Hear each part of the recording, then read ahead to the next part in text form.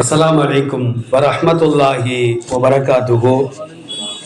அல்ஹம்துலில்லாஹ் வஸ்ஸலாத்து வஸ்ஸலாம் அலா ரசூலில்லாஹி அம்மா பஅத்.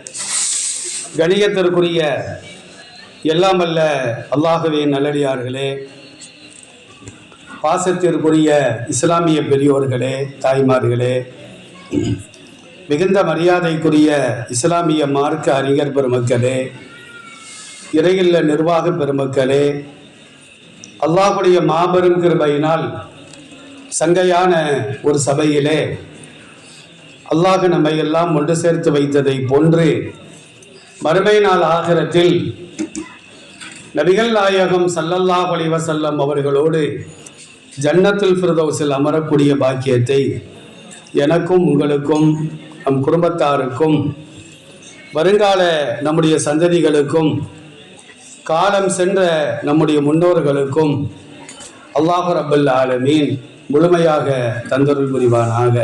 ஆமீன். கணியத்திற்குரிய அல்லாஹ்வின் நல்லடியார்களே, நபிகள் நாயகம் ஸல்லல்லாஹு அலைஹி வஸல்லம் அவர்களை குறித்து உலக பொதுமறியாம் அல் குர்ஆனிலே பல இடங்களிலே அல்லாஹ் புகழ்ந்து கூறுகின்றார்.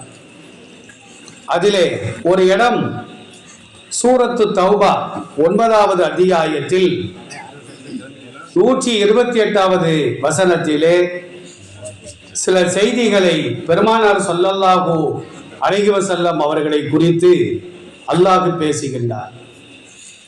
லக்கத் ஜாஅக்கும் ரசூலும் மின் அன்ஃபுசிக்கும் அஸீஸுன் அலைஹி மா அனித்தும் ஹரீஸுன் அலைக்கும் பில் முஃமினீன ரഊஃபுர் ரஹீம். இதுதான் அந்த வசனம். நபிகள் பெருமானார் ஸல்லல்லாஹு அலைஹி வஸல்லம் அவர்கள் யார் என்பதை அறிந்து கொள்வதற்கு யாராவது விரும்பினால் இந்த ஒரு வசனத்தை அவர்கள் தெரிந்து கொண்டால் போதும், பெருமானாரை அவர்கள் ஈமான் கொள்வார்கள். அல்லாஹ் என்ன கூறுகின்றான்? உங்களில் இருந்தே ஒரு தூதர் உங்களுக்கு வந்திருக்கிறார். நபிகள் நாயகம் ஸல்லல்லாஹு அலைஹி வஸல்லம் மனிதர் தான், ஆனால் நம்மை போன்ற மனிதர் அல்ல. ஏன்னா மக்கத்து குறைஷிகள் என்ன கேட்டாங்க அப்படின்னா, முகம்மதே, நேற்று வரைக்கும் எங்களோடு கடைக்கு வந்தீர், எங்களோடு ஆடு மாடுகளை மேய்த்தீர், எங்களோடு விளையாண்டீர், திருமணங்களுக்கு வந்தீர். இன்னைக்கு என்னமோ புதுசா நான் நபிங்கிற சொல்றீங்க, அல்லான்னு சொல்றீங்க, குர்ஆன்னு சொல்றீங்க, உங்களை நாங்கள் நம்ப முடியாது. நீர் உண்மையிலேயே இறை தூதராக இருந்தால் அல்லாஹ் என்ன செய்ய வேண்டும்? ஒரு மலக்கை தான் இறை தூதராக அனுப்பி இருக்க வேண்டும். ஒன்ன மாதிரி மனிதரை அல்லாஹ் அனுப்பி இருக்க கூடாது என்று மக்கத்து குறைஷிகள் பெருமானாரை பார்த்து கேட்டார்கள். ரசூலுல்லாஹ் அமைதியா இருந்துட்டாங்க. ரசூலுல்லாஹ் சார்பாக அல்லாஹ் பதில் கொடுத்தான், குறைஷிகளே, ஒரு இறை தூதராக ஒரு மலக்கு வருவதாக இருந்தால் அவரும் மனிதராகத்தான் வர வேண்டும். ஒரு மலக்கா வந்தார் அப்படின்னா நம்மளால பார்க்க முடியாது. மலக்குமார்களுக்கு ஒளி அஜினஹத்தின் அல்லாஹ் திருக்குர்ஆனிலே சொல்லுவான், அவர்களுக்கு ரெக்கைகள் இருக்கும். ஜிப்ரீல் அலைஹிஸ்ஸலாம் அவர்களுக்கு 600 ரெக்கைகள். பெருமானார் ஸல்லல்லாஹு அலைஹி வஸல்லம் அவர்கள் முதலாக ஜிப்ரீல் அலைஹிஸ்ஸலாம் அவர்களை இந்த பூமியிலே ஹிரா குகையிலே பார்த்த பொழுது பயந்து கொண்டு வீட்டுக்கு ஓடுவார்கள். ஹதீஸ்களிலே நாம் பார்த்திருக்கின்றோம். அப்போ ஒரு மலக்கு நமக்கு நபியா வந்தார் அப்படின்னா அவர் ரூபத்துல வந்தார்னா எல்லாருமே பயந்து ஓடி இருப்போம், யாருமே நம்பி இருக்க மாட்டோம். மனித ரூபத்தில் வந்தால் இந்த மனுஷர் வந்திருக்கிறாரு, மலக்கு வர வேண்டியதானே அப்படின்னு திரும்பவும் அந்த கேள்வி வரும். எனவே இந்த தூதரை நீங்கள் நம்புங்கள் என்று பெருமானார் ஸல்லல்லாஹு அலைஹி வஸல்லம் அவர்களை குறித்து அல்லாஹ் சொல்லி காட்டுகின்றார். அப்போ முஹம்மது ஸல்லல்லாஹு அலைஹி வஸல்லம் மனிதர் தான். மனிதர் என்று சொன்னால் என்னையும் உங்களையும் போன்று நாம் கற்பனை செய்வது கூடாது. இப்போ உதாரணத்திற்கு சொல்வதாக இருந்தால், பெருமானாருடைய பல காரியங்களை நம்மால் செய்யவே முடியாது. அது நமக்கு சுன்னத்தும் அல்ல. இப்ப நாம என்ன செய்யறோம்? நோன்பு வைக்கிறோம், சகர்ல சாப்பிடுறோம், மக்ரிப்ல நோன்பு திறந்துருதோம். ஆனா ரசூலுல்லாஹ் சௌம விசால் வைத்தார்கள். சௌம விசால் அப்படின்னா தொடர் நோன்புன்னு அர்த்தம். 17 நாள் நோன்பு வைத்தார்கள். தாய்மார்கள் கேட்கலாம், நாங்கள் 30 நாள் நோன்பு வைக்கிற வேண்டும். 30 நாள் 60 நாள் சாப்பாடை சாப்பிட்டுருந்தோமே. சில பேருக்கு நோம்புக்கு முன்னால் 50 கிலோன்னா பெருநாளைக்கு எடை பார்த்தா 90 கிலோ இருக்கிறாங்க. சகரில் பிடிக்கிறது, நோம்பு திறந்தோட பிடிக்கிறது. ஆனால் ரசூலுல்லாஹ் அப்படி இல்லை. 1ஆம் தேதி சகர் சாப்பிட்டாங்கன்னா 17ஆம் தேதி தான் நோன்பு திறப்பாங்க. அப்போ 17 நாள் தொடர் நோன்பு. இந்த நோன்பு நம்மளால் வைக்க முடியுமா? ஒரு நாள் வச்சுக்கிட்டே நீ தள்ளு 4 இருக்கும். சில பள்ளிவாசல்ல 6:30க்கு நோன்பு திறக்கணும். 6:15 மோதியார் மைக்கு டெஸ்ட் பண்ணுவார். டக்குன்னு கஞ்சியை குடிச்சிருவாங்க. அவர் மைக்கை டெஸ்ட் பண்ணுவார். நோன்பு திறக்க சொல்ல போறாங்கன்னு நினைச்சு அதுக்குள்ள ஒரு சம்சா உள்ள போயிடும். அப்புறமா பார்த்தா 1/4 மணி நேரம் கழிச்சு தான் நசத்து நியத்தை சொல்லி கொடுப்பாங்க. ஒரு நாளைக்கே ஒரு 12 மணி நேரத்துக்கே நம்ம நிலைமை இப்படி இருக்குன்னா, அப்போ ரசூலுல்லாஹ் 17 நாட்கள் சௌம விசால் தொடர் நோன்பு என்று சொல்வார்கள். இது நமக்கு சுன்னத்தெல்லாம் கிடையாது. சஹாபாக்கள் சில பேர் மயங்கி கீழே விழுந்தாங்க. என்னன்னு கேட்டால் சௌம விசால். ரசூலுல்லாஹ் கூப்பிட்டு சத்தம் போட்டாங்க, என்னை போட்டு உங்களில் யார் இருக்கிறார்? அது எனக்குத்தான் சக்தி இருக்கிறது, உங்களுக்கு அந்த சக்தி கிடையாது என்று சொன்னார்கள். அதை போன்றுதான் இப்ப நம்ம ஒதுவோட இருக்கிறோம், கீழே உட்கார்ந்து தூங்குறோம். ஒது முடியாது. ஆணாக இருந்தாலும் பெண்ணாக இருந்தாலும் உட்கார்ந்த இடத்துல உட்கார்ந்துக்கிட்டே தூங்கினா ஒது முடியாது. கொஞ்சம் முன்னால பின்னால வலது பக்கம் இடது பக்கம் சாஞ்சிட்டா ஒது முறிஞ்சிடும். படுத்து தூங்கினா அப்படின்னாலும் ஒது முறிஞ்சிடும்.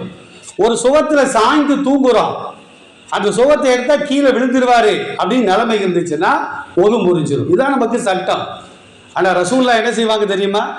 தஹஜ்ஜத் தொழுது விட்டு, தஹஜ்ஜத் என்பது பெருமானாருக்கு ஃபர்லு. நம்மளுக்கெல்லாம் ஒரு நாளைக்கு 5 நேரம் தான், ரசூலுல்லாஹ்வுக்கு 6 நேரம் ஃபர்லு. தஹஜ்ஜத்தும் கட்டாயமா அவர்கள் தொழுதாக வேண்டும்.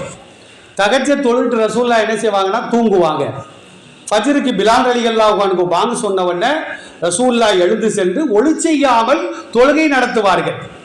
ஆனா இந்த சட்டம் நமக்கு பொருந்தாது. நாம தூங்கிட்டோம் அப்படின்னா, ஆனா இந்த சட்டம் ரொம்ப பேருக்கு தெரியல.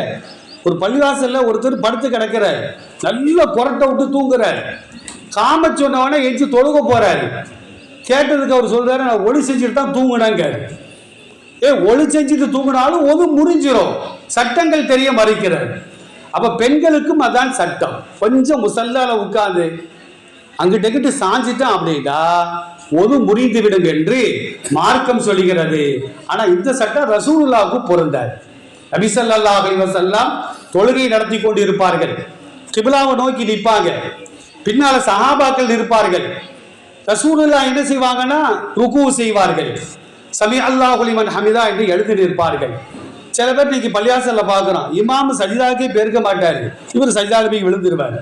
இமாமுக்கு முந்தி எந்த ஒரு காரியத்தையும் செய்வது கூடாது.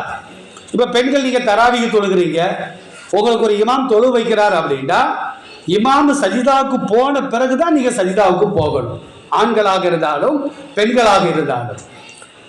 இமாம முந்தி நாம போயிட்டோம் அப்படின்னா அல்லாஹ் பாதுகாக்கணும், நம்முடைய முகம் கழுதையின் முகமாக மாற்றப்படும் ரசூலுல்லாஹ் சொல்றாங்க. ஆனா இன்னைக்கு எத்தனை பேர் போய்கிட்டு இருக்கிறாங்களே, இமாம முந்தி போறாங்களே. பள்ளிவாசல்ல பார்த்தா அப்படின்னா இமாம வலது பக்கம் தான் சலாம் கொடுத்துருப்பாரு, இவர் செருப்பு மாட்டிக்கிட்டு இருப்பாரு. 2 பக்கமும் சலாம் கொடுத்துட்டு எஞ்சி ஓடுறது, செல்போன் பார்த்துக்கிட்டு இருக்கிறது. இப்படி சில பேர் தொழுகையிலே பேசிட்டு இருக்கிறாங்க செல்போன்ல. நான் தொழுகிட்டு இருக்கிறேன் அப்புறமா பேசுறேன், தொழுகை பாத்திலா போயிடும். அப்போ ரசூலுல்லாஹ் என்ன செய்வாங்க தெரியுமா? தொழுகை நடத்தி கொண்டிருக்கின்ற பொழுது பின்னால சஹாபாக்கள் எப்படி நிற்கிறாங்க அப்படிங்கிறத திரும்பி பார்க்காமலேயே பெருமானாருக்கு அல்லாஹ்க்கு காட்டி கொடுப்பார். எனக்கு முந்தி நீங்க போறீங்களா? ரசூலுல்லாஹ் திரும்பியெல்லாம் பார்த்திருக்க மாட்டாங்க. அப்போ முன்னால் பார்ப்பதை போன்று பின்னால நடப்பதையும் பெருமானாருக்கு அல்லாஹ்க்கு காட்டி கொடுத்தார் என்பதை ஹதீஸ்களிலே நாம் பார்த்து வருகின்றோம். இப்போ இஸ்லாமிய ஆண்கள் 4 திருமணம் தான் செய்யலாம். ரசூலுல்லாஹ் எத்தனை திருமணம் செஞ்சாங்க? 11 திருமணம். செய்ய முடியுமா இன்னைக்கு? 2வதுக்கு அடி விழுந்துட்டு இருக்குது சில பேருக்கு. 11 திருமணம் ரசூலுல்லாஹ்க்கு மட்டும்தான் ஜாயிஸ், அதுக்கு பின்னாடி யாருக்கும் அது கிடையாது. அப்ப இது போன்ற சட்டங்கள் எல்லாம் பெருமானாருக்கு மட்டும்தான் எனவேதான் அல்லாஹ் சொல்லுகின்றான், நபிகே நீங்கள் சொல்லுங்கள், இன்னமா அன பஷரும் மிஸ்லுக்கும், நானும் உங்களை மாதிரி ஒரு மனுஷன் தான், ஆனா எனக்கு வகி வருகிறது. உங்களுக்கு வகி வருதா? நமக்கு என்னைக்காச்சும் வகி வந்திருக்குதா? கனவு தான் வருது, தூக்கத்துல வகி வரல. அப்ப பெருமானார் ஸல்லல்லாஹு அலைஹி வஸல்லம் மனிதர் தான் அப்படின்னு அல்லாஹ் இந்த வசனத்திலே சொல்லி காட்டுகின்றார். அடுத்து அதே ஆயத்துல பாருங்க, அசீசுன் அலைஹி மா அனித்தும், நீங்கள் சிரமப்படுவது அவருக்கு பாரமாக இருக்கும். சமுதாயம் சிரமப்படக்கூடாது என்று அக்கறை கொண்ட ஒரே தலைவர், ஆன்மீக தலைவர், அரசியல் தலைவர் நபிகள் நாயகம் ஸல்லல்லாஹு அலைஹி வஸல்லம் அவர்கள் மட்டும்தான். இந்த சமுதாயம் கஷ்டப்படக்கூடாது என்பதற்காக என்னென்ன சலுகைகளை பெற்றுத்தர முடியுமோ அனைத்து சலுகைகளையும் பெருமானார் தன்னுடைய 23 ஆண்டு கால வாழ்க்கையில இந்த சமுதாயத்திற்கு பெற்று தந்தார்கள். உதாரணத்திற்கு சொல்வதாக இருந்தா, இன்னைக்கு நம்ம ரமலான்ல நோன்பு வைக்கிறோம், சுன்னத்தான நோன்பு வைக்கிறோம். எவ்வளவு நேரம் நாம் நோன்பு வைக்கிறோம்? ஃபஜ்ர் உதயமாகின்ற வரையிலும் சாப்பிடுகின்றோம். மகரிப் நேரம் வந்தவுடனே நோன்பை துறந்து விடுகின்றோம். இப்போ உள்ள நோன்பு அப்படித்தான். ஆனா நோன்பு கடமையாக்கப்பட்ட புதுதுல, அதாவது ஹிஜ்ரி 2ஆம் ஆண்டு நோன்பு எப்படி இருந்துச்சு தெரியுமா? மகரிப் டு இஷா தான் சாப்பிடலாம். இஷா வந்துருச்சுன்னா சகர ஆரம்பிச்சிடும். அப்ப கிட்டத்தட்ட 23 மணி நேரங்கள் நோன்பு நோக்க வேண்டும். இன்னைக்கு அந்த மாதிரி நோன்பு இருந்துச்சுன்னா நானும் வைக்கவே மாட்டேன். நீங்க எப்படி எனக்கு தெரியாது. மகரிப் டு இஷா தான் சாப்பிடலாம், குடித்து கொள்ளலாம். ஆனா கணவன் மனைவி உறவு கூடாது. அந்த மகரிப் டு இஷா யாராவது தூங்கிட்டாங்கன்னா தூக்கம் தான் அவங்களுக்கு சகரா போயிடும். தூங்கி எஞ்சி சாப்பிடலாம் அப்படிலாம் மார்க்கத்தில் கிடையாது. இது சஹாபாக்களுக்கு ரொம்ப சிரமமா இருக்கு. யார சூழல்லாம் தாங்க முடியலையே அப்படின்ற உடனே அல்லாட்ட கையேந்தினாங்க. அல்லாஹ் என்ன செஞ்சானா சலுகையை கொடுத்து, நீங்க இஷாவில் சகர் வைக்க வேண்டாம், ஃபஜ்ர் உதயமாகின்ற வரையிலும் நீங்கள் சாப்பிட்டுக் கொள்ளுங்கள், குடித்துக் கொள்ளுங்கள், கணவன் மனைவி உறவு வைத்துக் கொள்ளுங்கள் என்று அல்லாஹ் ஒரு சலுகையை நமக்கு தந்தார். அப்ப நாம படுற கஷ்டம் ரசூலுல்லாஹ்வுக்கு சிரமமாக இருக்கிறார். ஒரு காலகட்டத்தில் இப்பெல்லாம் பள்ளிவாசல்ல பாங்கி எத்தனை மணிக்கு, இக்காமத்து எத்தனை மணிக்கு எழுதி போட்டிருக்கிறாங்க. ஆனால் ரசூல்லா காலத்தில் அப்படிலாம் கிடையாது.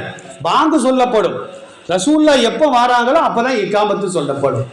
ஒரு நாள் சஹாபாக்கள்லாம் பள்ளிவாசல் உட்கார்ந்து இருக்கிறாங்க இஷா தொழுகைக்காக.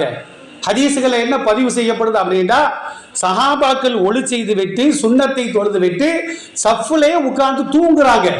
தூங்குறாங்கன்னா எப்படி தூங்குறாங்க? இந்த முகம் நெஞ்சோடு ஒட்டி இருக்கிறது, அவ்வளவு குனிஞ்சி தூங்கிட்டு இருக்கிறாங்க.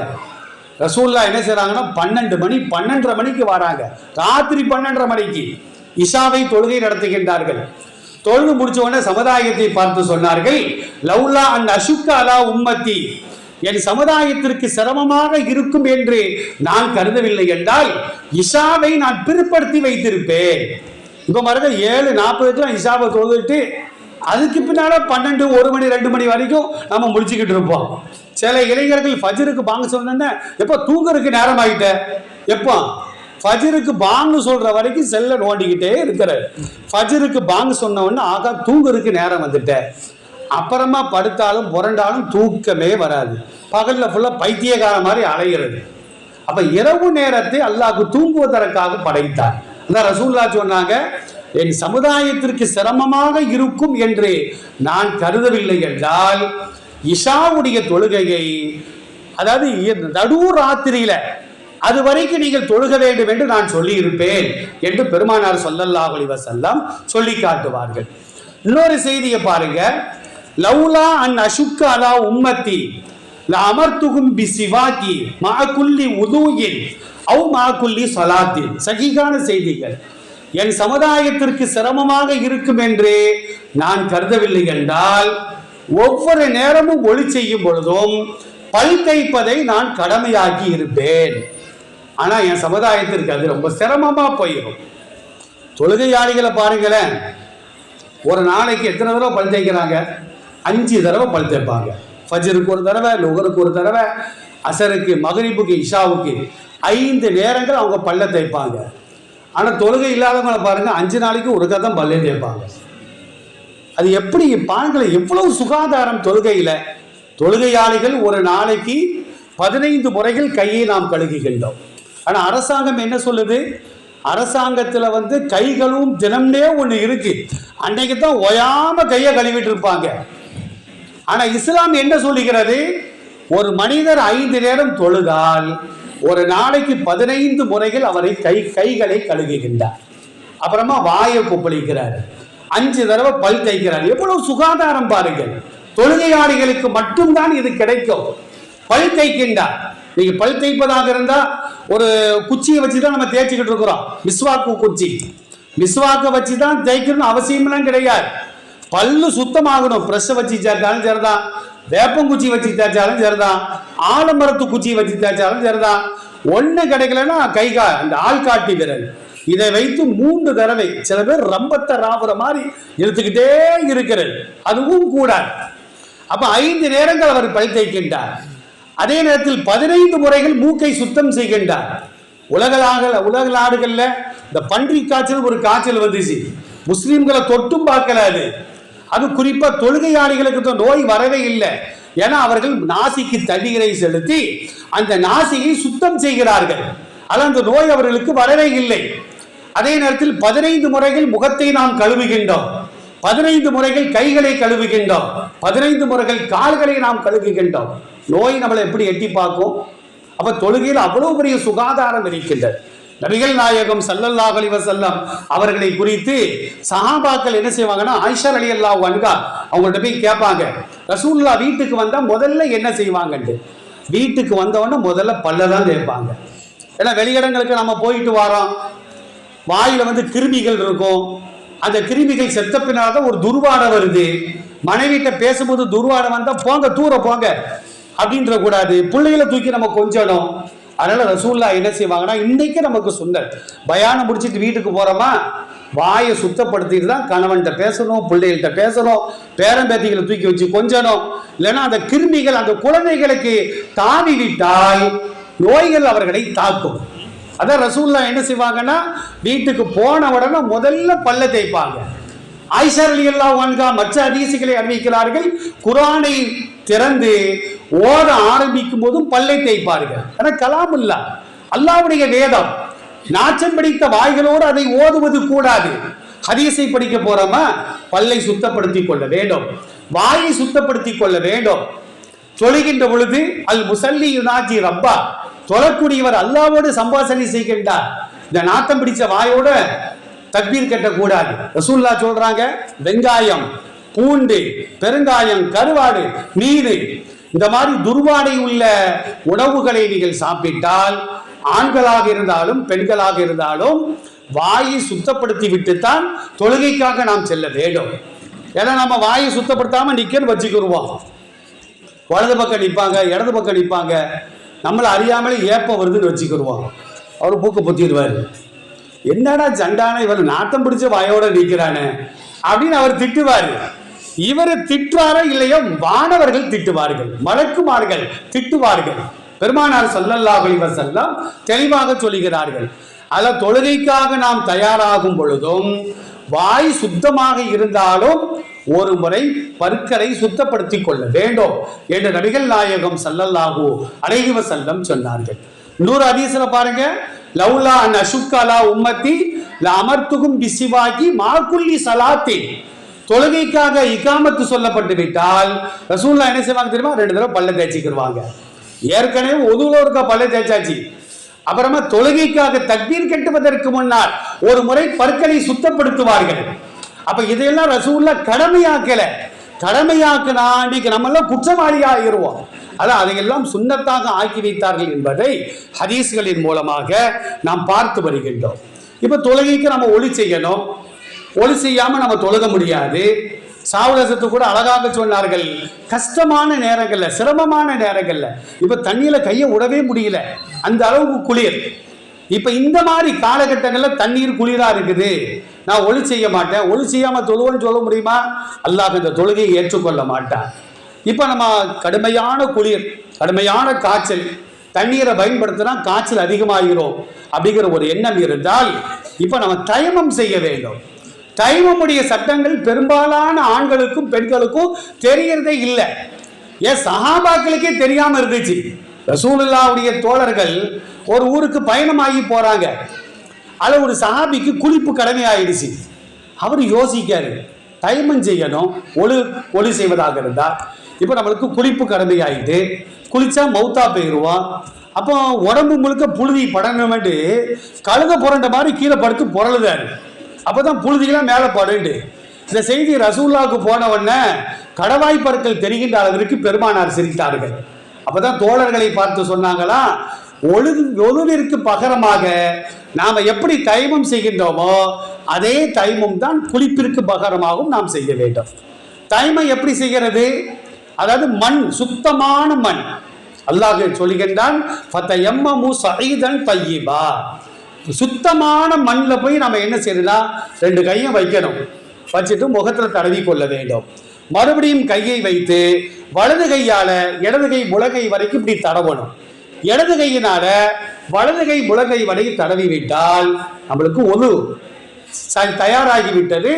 இந்த ஒழுவை, இந்த தைமமை கொண்டு குளிப்பு கடமையானவர்கள் கூட, குளிப்பு கடமை ஆயிடுச்சு, குளிச்சா உயிர் போயிடும், நோய் அதிகமாகும்னா இதே தைமம் செய்து அவர் தொழுது கொள்ள வேண்டும் என்று நபிகள் நாயகம் ஸல்லல்லாஹு அலைஹி வஸல்லம் இந்த சமுதாயத்திற்கு ஒரு சலுகை தந்தார்கள். தைமம் நம்ம ஏழு தங்கத்தில் போய் செய்யலாமா, தகரத்தில் செய்யலாமா, பிளாஸ்டிக்கில் செய்யலாமா, மரத்தில் செய்யலாமான்னு கேட்கக்கூடாது. நெருப்புல தூக்கி போட்டா எது உருகுமோ அதை நம்ம தைமம் செய்வது கூடாது. மண்ணு மட்டும்தான் மண்ணாவே கிடக்கும். அதில் மண்ணில் மட்டும்தான் சில பள்ளிவாசல்ல பார்த்தா ஹவுஸு பக்கத்தில் என்ன செய்யறாங்கன்னா ஒரு அட்டை டப்பால மண்ணு வச்சிருக்கிறாங்க. இந்த மாதிரி தைமம் செய்யக்கூடியவர்களுக்காக மண்ணு வச்சிருக்கிறாங்க. அதில் கிளேசா கையை வச்சு முகத்தை தடவ வேண்டும். மறுபடியும் கையை வைத்து வலது கையால் இடது கையை, இடது கையினால் வலது கையை. இன்னும் சில அதிசயங்கள் என்ன வருது அப்படின்னா, இந்த மணிக்கட்டு வரைக்கும் தடவுனா கூட போதுன்னு வருது. இது மதுகபுகள வித்தியாசம் இருந்தாலும் கூட ரசூலுல்லாஹ் 2 வழிகளையும் இந்த சமுதாயத்திற்கு கற்றுத் தருகிறார்கள். அருமையான தாய்மார்களே, இது போன்ற சலுகைகளை தந்த ஒரு தலைவர் தான் பெருமானார் ஸல்லல்லாஹு அலைஹி வஸல்லம் அவர்கள். சில வயதானவர்களுக்கு என்ன செய்வாங்கன்னா, தொழுதுகிட்டு இருப்பாங்க. இது பெரும்பாலும் ஆண்களுக்கு வருது இந்த மாதிரி ஒரு நிலைமை, பெண்களுக்கும் ஏற்படுகிறது. அதை சில பெண்கள், ஆண்கள், ஆலிம்கள் அணுகி கேட்கறதுக்கு ரொம்ப வெட்கப்படுதாங்க. மார்க்க விஷயத்துல வெட்கப்படவே கூடாது. இன்னல்லாஹ லா யஸ்தஹி மினல் ஹக்கி. சஹாபி பெண்மணிகள் ரசூலுல்லாஹ்ட்ட ஏதாவது கேட்பதாக இருந்தா முதல்ல இதை தூக்கி முன்னால வச்சுக்கிடுவாங்க. அல்லாஹ்வின் திருத்தூதரே, சத்தியத்தை சொல்வதற்கு அல்லாஹ் வெட்கப்பட மாட்டான், எனவே நாங்களும் வெட்கப்பட மாட்டோம், இதுக்கு என்ன சட்டம் அப்படின்னு கேட்பாங்க. இப்போ ஒரு சட்டம் என்ன அப்படின்னா, சில ஆண்கள் சில பெண்கள் ஒளி செஞ்சிருவாங்க. லேசா இருமுனாங்கன்னா நீர் வெளியாகிடும், சிறுநீர் வெளியாகிவிடும், அல்லது காட்சி பிரிந்து விடும். இந்த மாதிரி நிலைமை உள்ள ஆண்கள் பெண்களுக்கு என்ன சட்டம்னா, ஒருக்கா ஒளி செய்யணும். ஒளி செஞ்ச பின்னால எத்தனை சொட்டு சிறுநீர் வெளியானாலும் பரவாயில்லை, அடுத்த வக்து வர்ற வரைக்கும் இவங்களா விரும்பி சிறுநீர் கழிப்பது கூடாது. கழிச்சாங்கன்னா ஒது முறிஞ்சிரும். அப்போ இவங்களா விரும்பி சிறுநீர் கழிக்காம அடுத்த வக்து வரைக்கும் எத்தனை சொட்டு கீழே விழுந்தாலும் அந்த ஒரு ஒதுவை கொண்டு அவர்கள் தொழுது கொள்ளலாம். நபி ஸல்லல்லாஹு அலைஹி வஸல்லம் இந்த சலுகையை நமக்கு தருகிறார்கள். நாம தொழுதுகிட்டு இருப்போம். சைத்தான் என்ன செய்வான் தெரியுமா, உனக்கு காட்சி பிரிந்து விட்டது, உனக்கு ஒது புரிந்து விட்டதுங்கிற எண்ணத்தை உள்ளத்துல போடுவான். இவங்களுக்கும் ரசூலுல்லாஹ் ஒரு சட்டத்தை, ஒரு சலுகையை தந்தார்கள். என்ன சட்டம் அப்படின்னா, நம்ம தொழுகிட்டு இருக்கும் போது காற்று பிரிகிற மாதிரி ஒரு எண்ணம் ஏற்பட்டால் உடனே தொழுகையை நாம் முடிப்பது கூட. மாறாக ரசூலுல்லாஹ் சொல்றாங்க, காற்று பிரிந்த சத்தத்தை நீ கேட்க வேண்டும், அல்லது துர்வாடையை நீ நுகர வேண்டும்.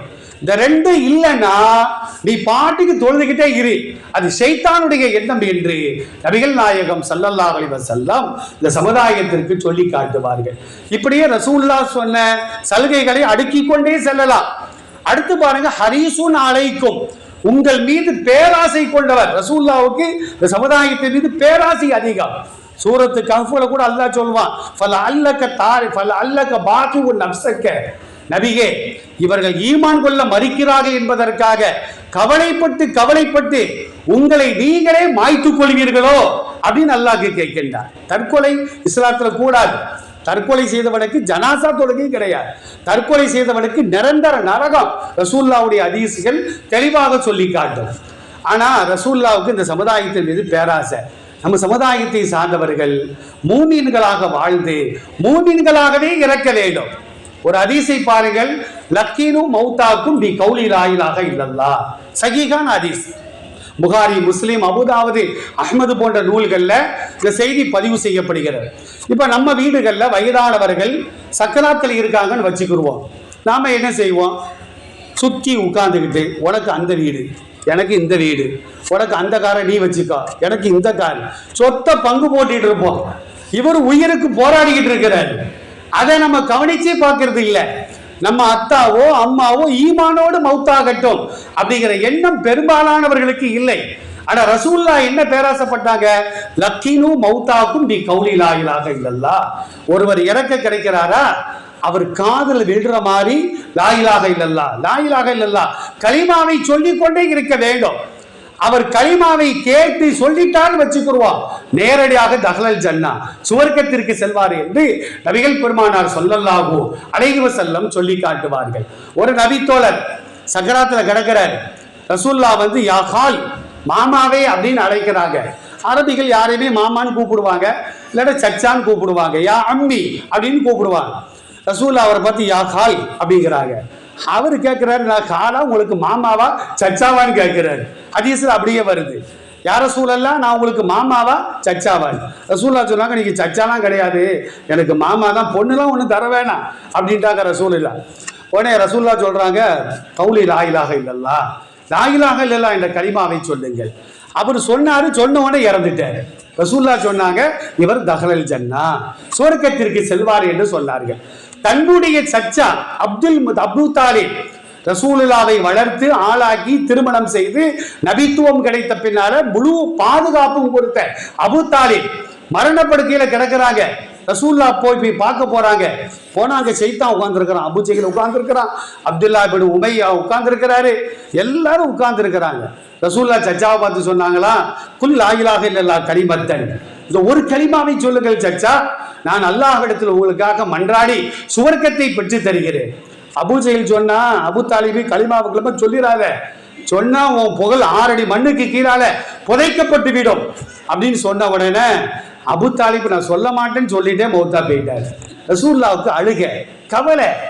அப்பதான் அல்லாஹ் ஒரு ஆயத்தை இறக்கி வச்சான், இன்னக லா தஹ்தி மன் அஹ்பப்த, நபியே நீங்கள் நாடியவர்களுக்கெல்லாம் ஹிதாயத்தை கொடுக்க முடியாது, உங்க வேலை என்ன, இன்னமா அலைனல் பலாகுல் முபீன், சூரத்து யாசின்ல ஓதிக்கிட்டு இருக்கிறோம். நம்முடைய பணி என்னவென்றால் நேரான பாதையை காட்டுவதுதான் உங்களுடைய பணி. இப்ப ஆலிம்கள் இருக்கிறாங்க, நீங்க இருக்கிறீங்க, ஆலிமாக்கள் இருக்கிறாங்க, நேர்வழியை காட்டத்தான் முடியும். கூப்பிட்டு அவருக்கு நேர்வழி இந்த பாக்கெட் இருந்து பைசா எடுத்து கொடுத்த மாதிரி கொடுக்க முடியுமா? அப்படி முடிந்தால் இப்ராஹிம் அலைஹிஸ்ஸலாம் தன் தந்தைக்கு ஹிதாயத்தை கொடுத்திருப்பார், நூஹ் அலைஹிஸ்ஸலாம் தன்னுடைய மனைவிக்கு கொடுத்திருப்பாரு, தன் மகனுக்கு கொடுத்திருப்பாரு, லூத் அலைஹிஸ்ஸலாம் தன்னுடைய மனைவிக்கு கொடுத்திருப்பாங்க, நபி ஸல்லல்லாஹு அலைஹி வஸல்லம் தன்னுடைய சச்சாவுக்கு கொடுத்திருப்பாங்க, அபூ ஜஹலுக்கு கொடுத்திருப்பாங்க. அப்ப ரசூலுல்லாஹ்வுடைய பணி என்ன, மனிதர்களுடைய பணி என்ன? நேர்வழி காட்டுதல், நேர்வழியின் பக்கம் சேர்த்து வைத்தல் என்பது அது அல்லாஹ்வுடைய கடமை. நபியே நீங்கள் கவலைப்படாதீர்கள் அப்படின்னு அல்லாஹ் ரப்பல் ஆலமீன் பெருமானார் ஸல்லல்லாஹு அலைஹி வஸல்லம் அவர்களுக்கு ஒரு வசனத்தை இறக்கி வைப்பான். ஆக அருமையான தாய்மார்களே, இஸ்லாம் இஸ்லாமிய ஆண்களுக்கும் பெண்களுக்கும் பல சலுகைகளை வழங்கி இருக்கின்றது. ஆண்களை விட பெண்களுக்குத்தான் அதிகமான சலுகைகள். ஹதீசுகளை நம்ம பார்க்கிறோம். ஃபாத்திமா பின்த் அபி ஹுபைஸ் ரலியல்லாஹு அன்ஹா ரசூலுல்லாஹ்ட்ட வந்து முறையிடுறாங்க, யார் ரசூலல்லாஹ், எனக்கு அதிகமான இரத்தப்போக்கு ஏற்படுகிறது, மாதம் முழுவதும் அசுத்தமாகவே நான் இருக்கின்றேன், எனக்கு என்ன சட்டம்? ஃபதவு ஸலா, நான் தொழுகையை விடலாமா அப்படின்னு அந்த அம்மா கேட்குது. இப்போதான் ரசூலுல்லாஹ் சொன்னாங்க, தொழுகைலாம் விட்டுறாத, மாசம் முழுக்க வந்தா அது வந்து மாதவிடாய் ரத்தம் அல்ல, அது நோயின் ரத்தம், அரக்குள், அது ஒரு வியர்வை என்று சொல்வார்கள். நீ என்ன செய்ய வேண்டும்? மாசத்தில் ஒரு 6 நாள் 7 நாள் அதை மட்டும் நீ தொழுக வேண்டாம், நோன்பு வைக்க வேண்டாம். மீதம் இருக்கின்ற 23 நாட்களோ 24 நாட்களோ உனக்கு இரத்தப்போக்கு இருந்தாலும் ஆடையை மாற்றிக்கொண்டு நீ தொழுதாக வேண்டும். நபி ஸல்லல்லாஹு அலைஹி வஸல்லம் இந்த பெண்களுக்கு ஏற்படுகின்ற சட்டத்திற்கு அன்றைக்கு சரியான தீர்வை சொன்னார்கள். இப்படி ஹதீஸ்களை நம்ம திறந்து பார்த்தோம்னா ஏகப்பட்ட பெண்கள் குறித்து சலுகைகள் குர்ஆன்ல ஹதீஸ்கள்ல நிறைந்து காணப்படுகிறது. அதையெல்லாம் தெரிந்து கொள்வதாக இருந்தால் இந்த மாதிரி பெண்கள் மர்சாக்க நம்ம வரணும். வர்றது பெரிசல்ல, அங்கே நடத்தப்படுகின்ற பாடங்களை நாம் கவனமாக கேட்டு நாம கற்றால் மாத்திரம் போதாது, கற்றதை மற்றவர்களுக்கு நாம் எடுத்து சொல்லும் போதுதான் அல்லாஹ் நாம் கற்ற கல்வியில பரக்கத்தை செய்வான். எல்லாம் வல்ல இறைவன் கேட்டதின் பிரகாரம் பேசியதின் பிரகாரம் அமல் செய்யக்கூடிய நல்ல பாக்கியத்தை அல்லாஹ் தந்தல் புரிவானாக. வாய்ப்புக்கு நன்றி. அஸ்ஸலாமு அலைக்கும்.